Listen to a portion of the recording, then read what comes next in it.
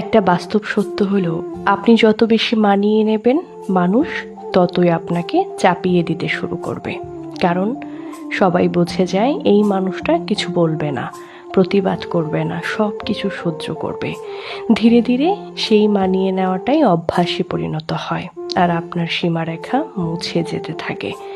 মানিয়ে নেওয়া ভালো, কিন্তু নিজেকে হারিয়ে মানিয়ে নেওয়ার কোনো মানেই হয় না। সময় মতো না বলতে শিখুন, নিজের জায়গা পরিষ্কার রাখুন। এটাই নিজের প্রতি নিজের সম্মান। কারণ আপনার সীমা মানে না তারা কখনোই আপনার মূল্য বুঝবে না। যারা আপনার সীমাটা ধরে রাখে না, তারা কখনোই আপনাকে মূল্যায়ন করতে পারবে না। মানুষের আসল রূপ তখনই বোঝা যায় যখন আপনার কাছে তাকে দেওয়ার মতো আর নতুন কোনো প্রয়োজন বা স্বার্থ অবশিষ্ট থাকে না। যতক্ষণ আপনি তাদের আবদার মেটাতে পারবেন, ততক্ষণ আপনার চেয়ে ভালো মানুষ এই দুনিয়াতে আর নেই।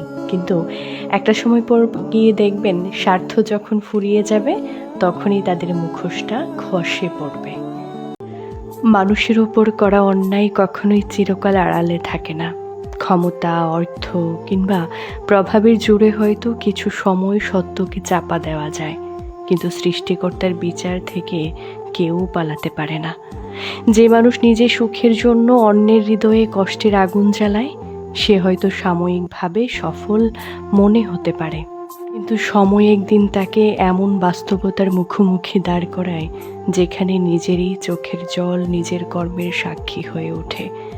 তাই কারো চোখের পানির কারণ হবেন না, কারণ মানুষের দীর্ঘশ্বাস নীরব হলেও তার আবেদন সরাসরি সৃষ্টিকর্তার দরবারে পৌঁছে যায়।